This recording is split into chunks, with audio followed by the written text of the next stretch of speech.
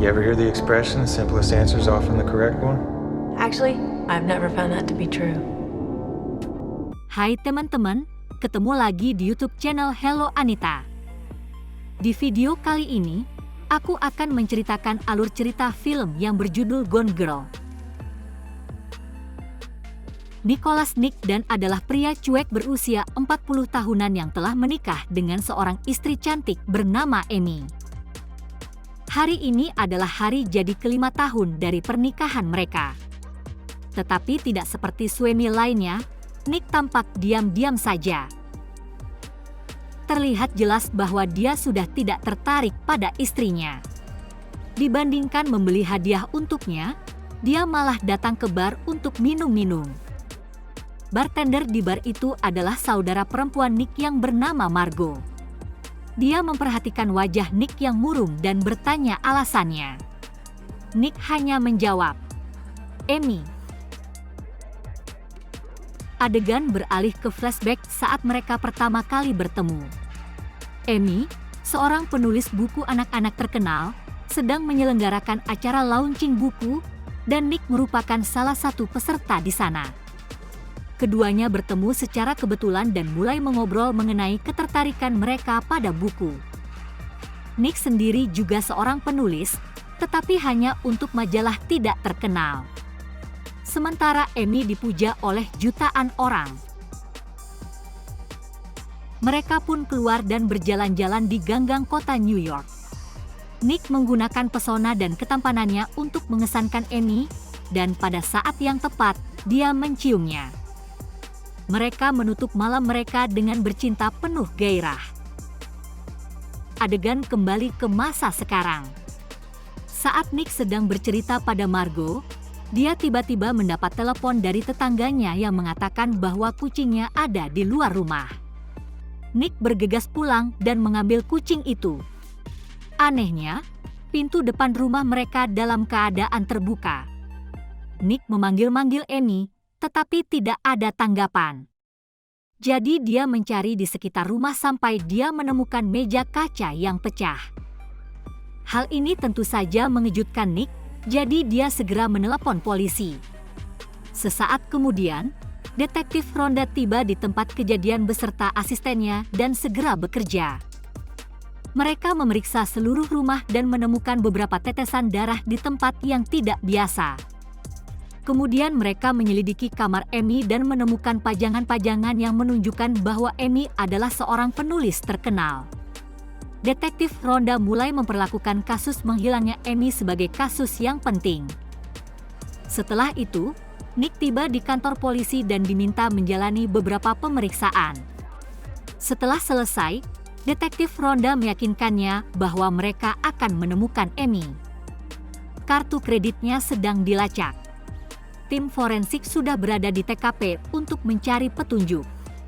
Dan yang terpenting, konferensi pers akan diadakan besok untuk meminta bantuan publik mengenai kasus hilangnya Amy.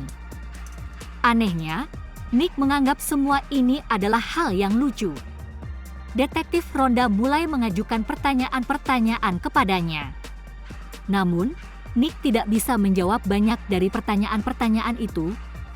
Misalnya dia tidak tahu golongan darah Amy, makanan favoritnya, atau bahkan nama panggilannya. Satu hal yang Nick tahu hanyalah Amy tidak punya teman dan dia menghabiskan sebagian besar waktunya untuk membaca buku. Adegan kembali flashback ke masa lalu. Hari ini adalah hari jadi pertama pernikahan Nick dan Amy, dan mereka hidup bahagia. Mereka sering berhubungan seks di tempat umum dan saling memberi hadiah barang-barang mahal satu sama lain. Tetapi keharmonisan rumah tangga mereka terus menurun sejak saat itu. Adegan kembali ke masa sekarang, saat detektif Ronda sedang mencari petunjuk di TKP. Seorang wanita hamil bernama Nul muncul, mengaku sebagai sahabat Amy. Dia mengungkapkan bahwa dia adalah tetangga Amy yang tinggal hanya 3 blok dari rumah mereka dan telah dekat dengan Amy selama lebih dari setahun. Hal ini membuat Ronda curiga karena sebelumnya Nick menyebutkan bahwa istrinya tidak punya teman. Meskipun demikian, dia memutuskan untuk menginterogasi Nul nanti dan menyuruhnya pergi. Setelah itu, dia memasuki rumah Nick dan mengetahui dari tim forensik bahwa di lantai dapur terdapat lumuran darah, namun sepertinya ada yang sudah membersihkan. Selanjutnya, terungkap bahwa seluruh rumah terdaftar atas nama Amy. Keesokan harinya, konferensi pers yang dijadwalkan sebelumnya berlangsung. Karena Amy adalah seorang penulis terkenal, ratusan wartawan datang dan semuanya disiarkan secara langsung di televisi.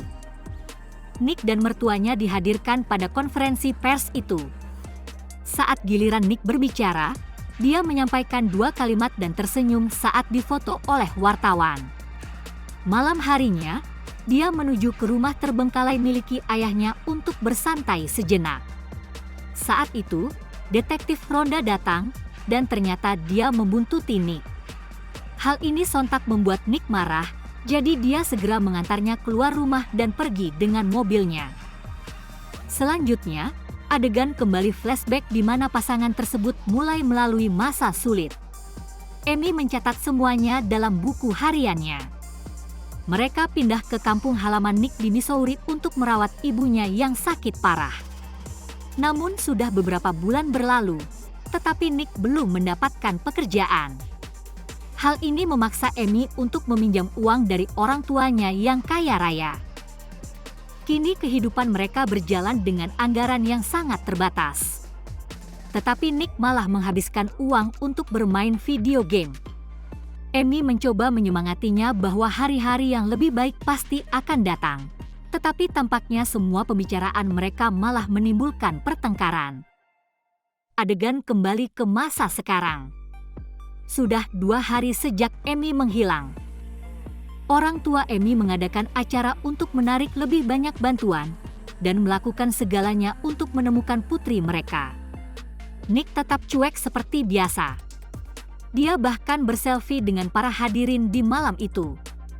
Nick memutuskan untuk tinggal di tempat saudara perempuannya Margot untuk menghindari segerombolan paparazzi yang terus mengepungnya.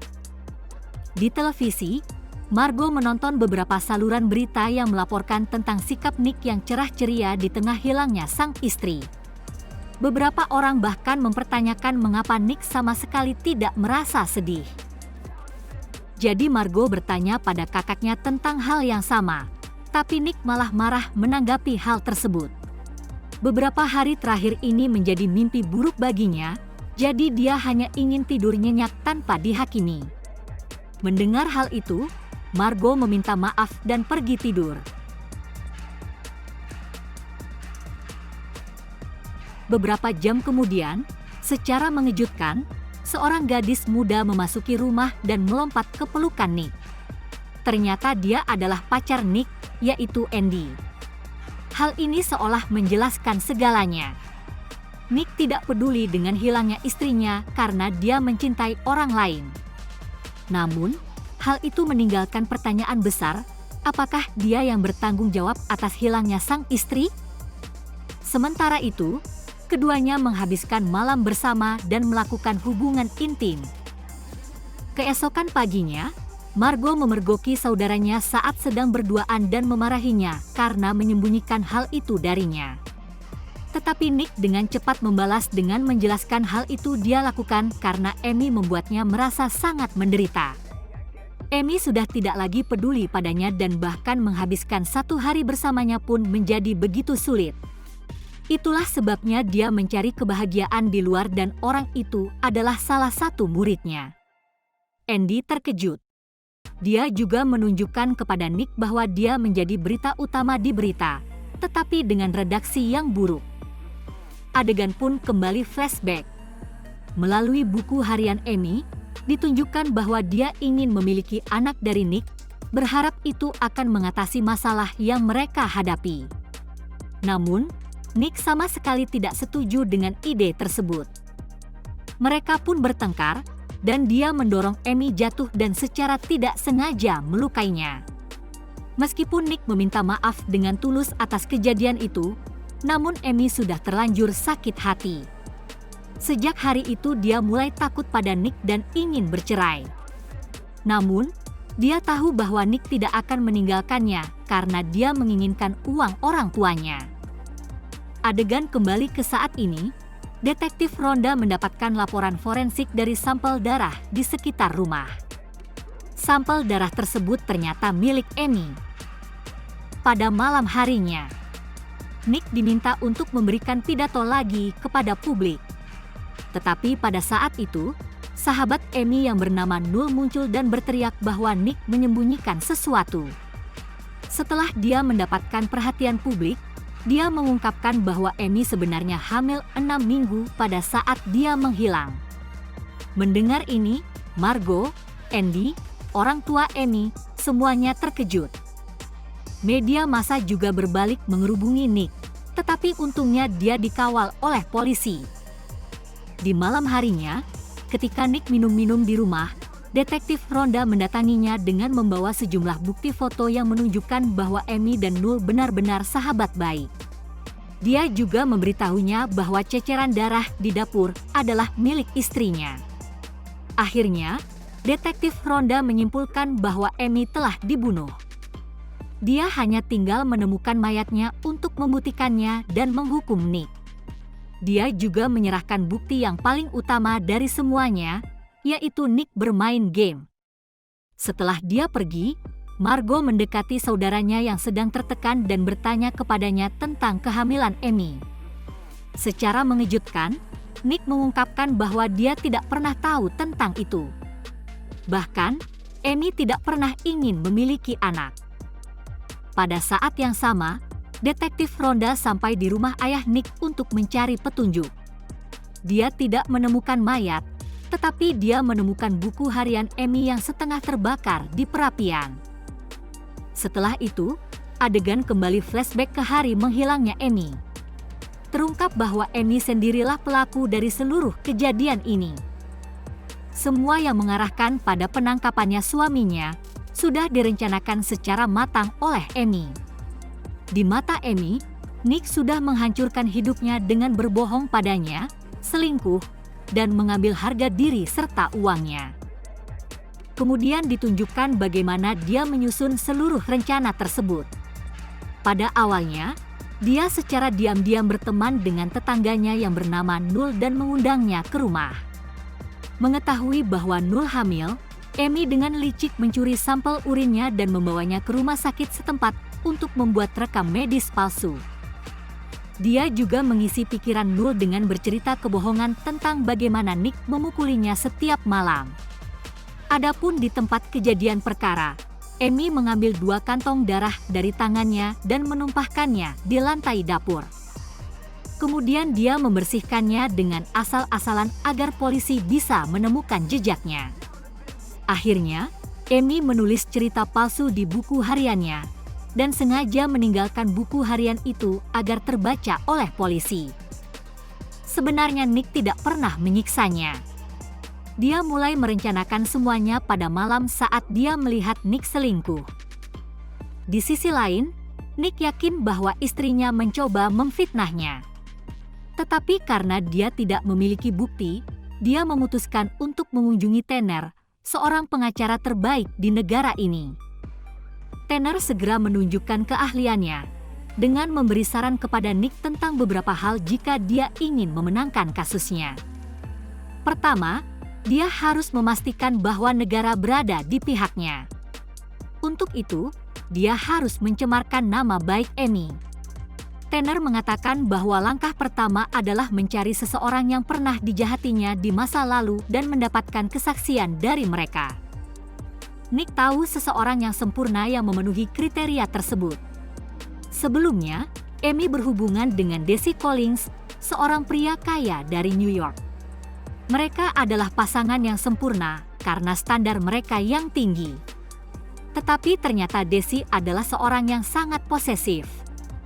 Hal ini menyebabkan putusnya hubungan mereka. Namun Desi tidak berhenti mengganggu Amy, jadi Amy mengajukan perintah penahanan terhadapnya. Tetapi sampai saat ini, Desi masih menulis surat-surat pada Amy. Nick menggunakan alamat yang tertera dari surat Desi dan mengunjungi kediamannya. Tetapi sayangnya, Desi tidak ingin berbicara hal yang buruk-buruk mengenai pujaan hatinya. Terlepas dari semua yang Amy lakukan padanya, dia masih mencintai Amy. Di sisi lain, Amy telah mengubah identitasnya dan sekarang tinggal di sebuah daerah terpencil. Dia mengurus keperluan sehari-hari sendiri dan mencoba menjauh dari semua orang di sekitarnya. Namun, suatu hari, dia secara tidak sengaja menjatuhkan tumpukan uangnya yang tebal.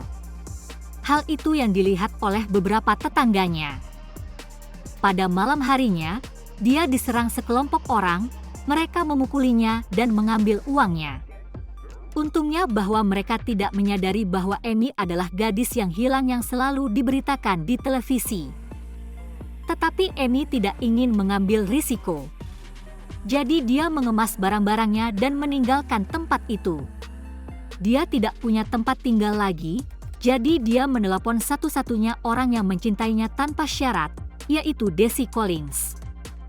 Dalam adegan berikutnya, keduanya bertemu di sebuah tempat kasino dan Amy dengan cepat mulai memanipulasinya. Dia berbohong bahwa dia terpaksa kabur dari rumahnya karena Nick hampir membunuhnya. Desi segera mendengarkan ceritanya dan menganggap hal ini sebagai kesempatan sempurna agar bisa balikan dengan Amy. Oleh karena itu, dia mengantar Amy ke villa pribadinya yang terletak di tempat terpencil. Ada kamera di seluruh tempat, jadi Amy tidak perlu khawatir akan ketahuan. Di sisi lain, setelah rencana pertama gagal, Tanner memberitahu Nick untuk tampil di televisi dan mengaku tentang perselingkuhan yang telah ia lakukan. Hal ini akan mendapatkan banyak simpati publik karena semua orang menyukai pria yang jujur. Sayangnya, pada hari wawancara, mereka mendapatkan kejutan besar. Sebelum Nick mengaku pada publik, pacar Nick, yaitu Andy, terlebih dahulu mengumumkan perselingkuhan mereka. Hal ini membuat Nick berada dalam posisi yang berbahaya. Tanner menjelaskan bahwa sekarang mereka berada dalam posisi yang sulit. Namun, Nick meyakinkannya bahwa dia bisa mengatasinya.